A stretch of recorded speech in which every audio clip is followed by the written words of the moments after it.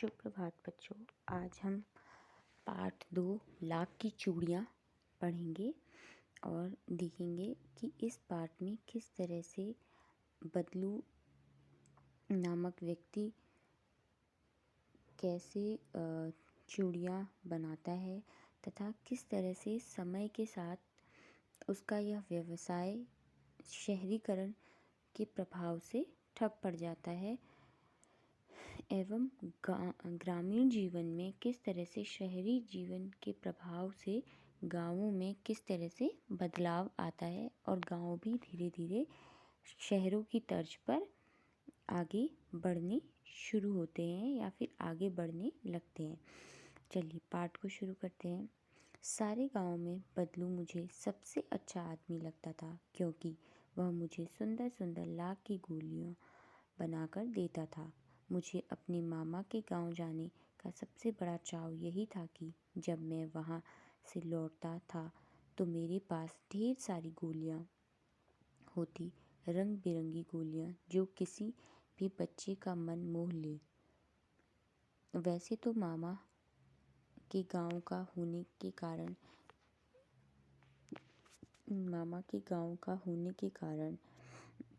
मुझे बदलू को बदलू मामा कहना चाहिए, परंतु मैं उसे बदलू मामा न कहकर बदलू काका कहा करता था, जैसे गांव के सभी बच्चे उसे कहा करते थे। बदलू का मकान कुछ ऊंचे पर बना था। मकान के सामने बड़ा सा सहन था जिसमें एक पुराना नीम का वृक्ष लगा था।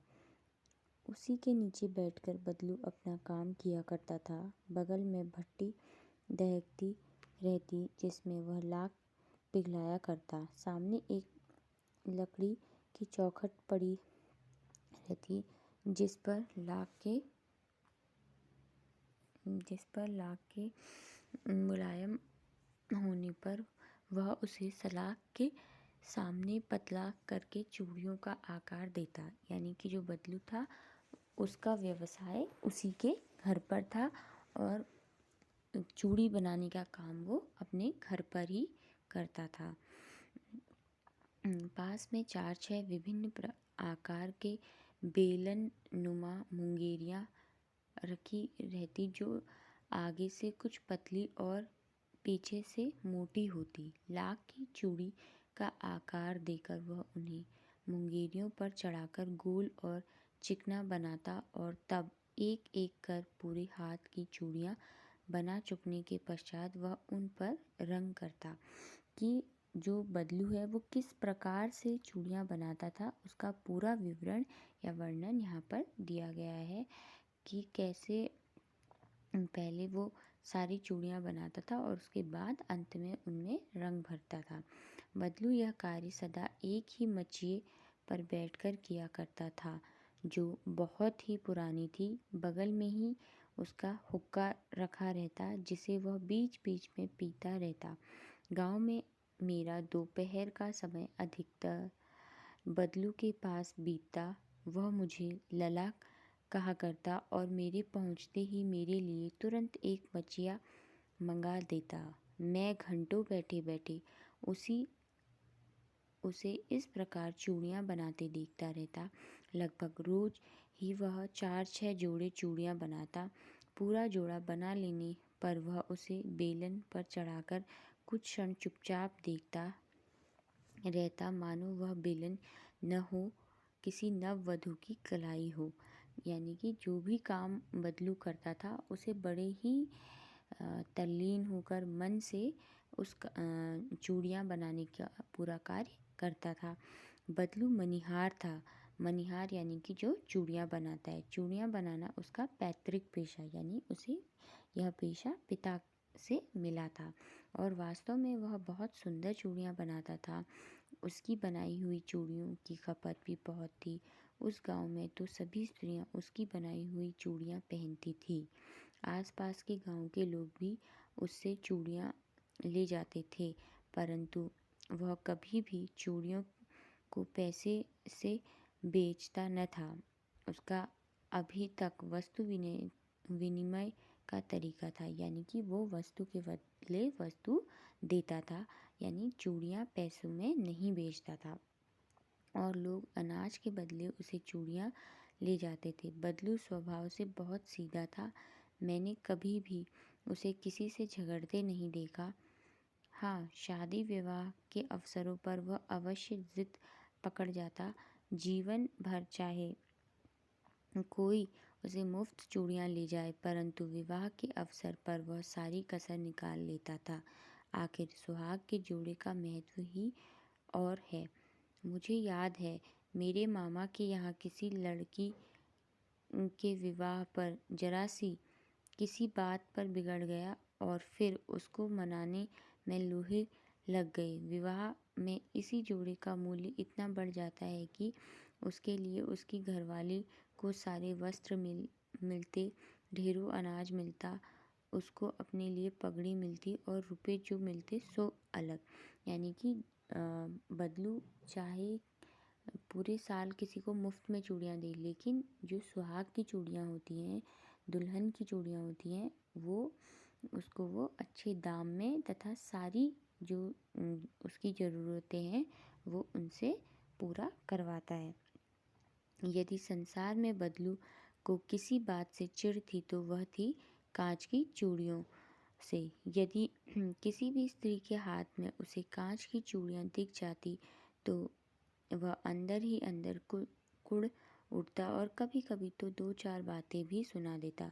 मुझसे तो वह घंटों बातें किया करता, कभी मेरी पढ़ाई के बारे में पूछता, कभी मेरे घर के बारे में और कभी यूं ही शहर के जीवन के बारे में।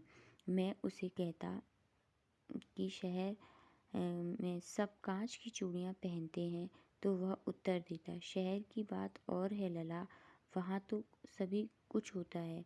वहाँ तो औरतें अपने मर्द का हाथ पकड़कर सड़कों पर घूमती भी हैं और फिर उनकी कलाई भी नाजुक होती है ना। लाख की चूड़ियाँ पहने तो मूंछ ना आ जाए। कभी कभी बदलू मेरी अच्छी खासी खातिरदारी करता।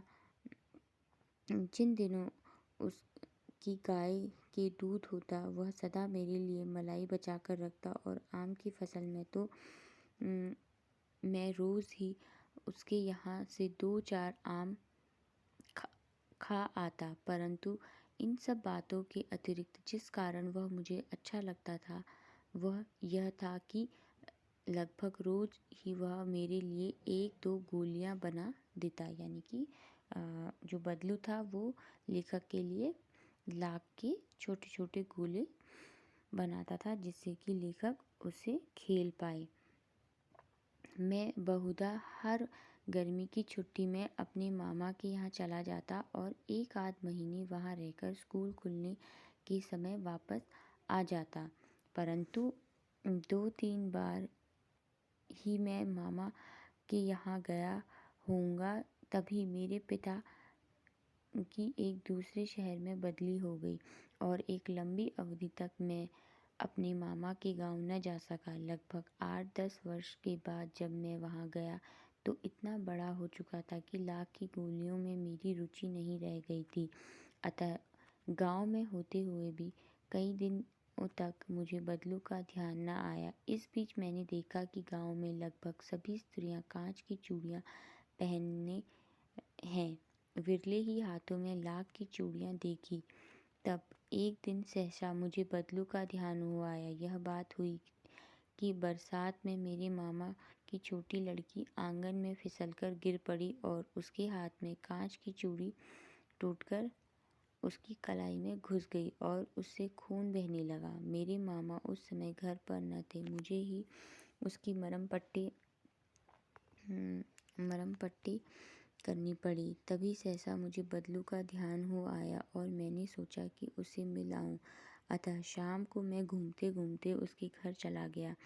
बदलू वहीं चबूतरे पर नीम के नीचे एक खाट पर लेटा था। नमस्ते बदलू काका, मैंने कहा। नमस्ते भाई, उसने मेरी नमस्ते का उत्तर दिया और उठकर खाट पर बैठ गया। परंतु उसने मुझे पहचाना नहीं और देर तक मेरी ओर निहारता रहा।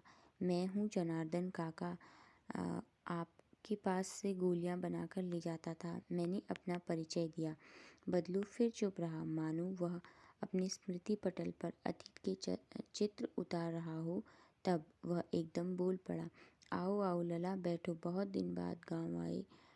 हाँ, इधर आना नहीं हो सका काका, मैंने चारपाई पर बैठते हुए उत्तर दिया। यानी कि जो लेखक था वह एक लंबे समय के बाद जब गांव आया तो वह बदलू से मिलने जाता है और उसे मिलकर अपने बारे में अपना परिचय देता है। इस प्रकार आज हम यहीं तक पढ़ेंगे, अगली कक्षा में पाठ को आगे पढ़ेंगे।